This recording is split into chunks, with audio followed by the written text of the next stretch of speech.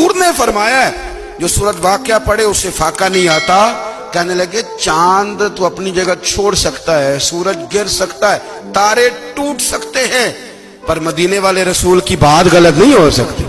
हुजूर ने फरमाया फाका नहीं आएगा तो इंशाअल्लाह कभी भी नहीं आएगा।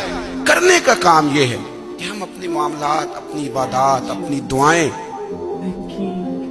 कभी 10 मिनट आदत हो जाए ना दुआ मांगने की, अलहदा से रात को।